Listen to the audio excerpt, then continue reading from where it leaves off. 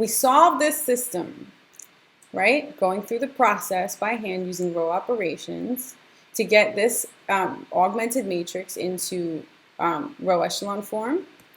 And we did reduced row echelon form. So we know the solution that is supposed to be, right? X is 6, Y is 3, and Z is 5. I'm going to use the graphing calculator now to get this augmented matrix into row echelon form and reduced row echelon form. So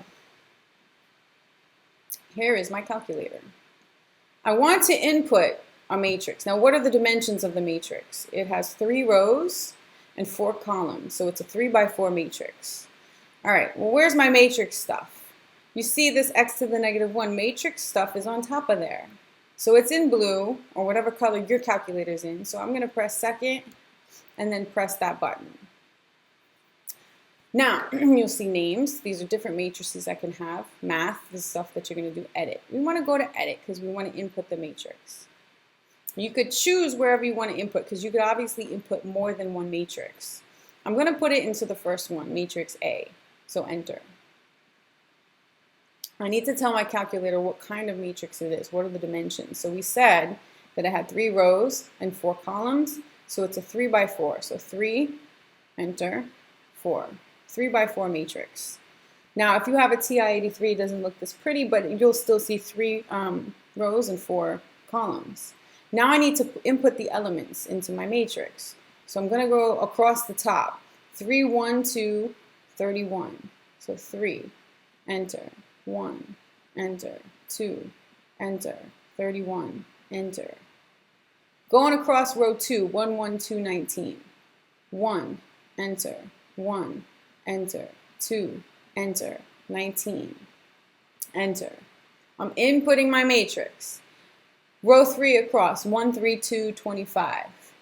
1, enter, 3, enter, 2, enter, 25. Double check that you input it properly, right? We don't want to make a mistake and input the wrong matrix because this is supposed to be a faster method of solving or trick or whatever, cheating, whatever you want to call it.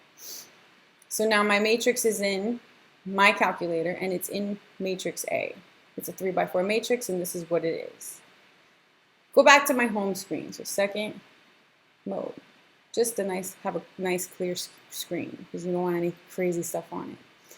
Now that I input my matrix, I want to calculate something or do something with it. So I got to go back here because all the matrix stuff is here. So second, and then this. You see now A shows a 3 by 4 matrix. So my 3 by 4 matrix is in there. Once I input one, you'll see them pop up. These are just the names of the matrices. Math, I want to calculate something. You're going to find a lot of stuff in here. Let's scroll down and see if we see anything that we, have seen before. Okay, REF, RREF. Let's start with REF, row echelon form.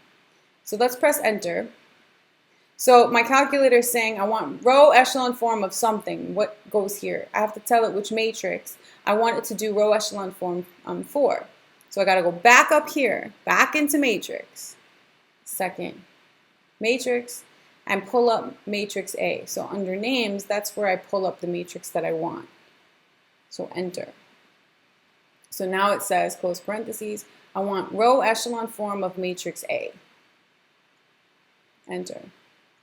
Now, I told you not everybody's going to have the same row echelon form because it all depends on the row operations that you do and, how you create your ones down the diagonal and so on and so forth. So this looks a little different than ours, but that's okay. At the end of the day, do I solve it and get the same thing? Now, if you get a matrix that has decimals like this, you can convert them into fractions as long as they're rational numbers. I want to convert this matrix so that it shows me fractions. Math. Convert to fraction. Enter. Here is my matrix in row echelon form. Again, you have ones down the diagonal and 0 on the lower triangle, which is what you want for row echelon form. But then what you would do is back substitute. Z is 5. Once you know Z, go back and find Y. Once you know Z and Y, then you go back and find X, blah, blah, blah. And like I said, so I'm going to write down this matrix though. But like I said, not every row echelon form matrix is going to look the same. And again, why? The reason is because not everybody's going to take the same exact steps and the same exact row operations to get it there. You know, this looks like the calculator used the fractions. Row 1, you know, didn't interchange their rows first. It just went straight to creating row 1 with that 1 in that leftmost column. So this is their row echelon form. And, you know, at the end of the day, if you use this to back substitute, you're going to get the same thing that we would have. Again, what do I like? I like reduced row echelon form. I just wanted to show you row echelon form to show you. I want to put matrix A into reduced row echelon form. And I like a clear screen, so I want to clear my screen. I already input my matrix, so I don't have a problem there. I just need to pull it up and calculate with it. So now second again, and this button to pull up matrix. And now I want math, right? But this time, I'm looking for RREF. I want reduced row echelon form. Give me directly what the variables are. Reduced row echelon form of what matrix? Well, let's go back into matrix again and tell it which matrix. Matrix A is that's the one that I put. Enter. I want, close parentheses, reduced row echelon form of matrix A. Reduced row echelon form.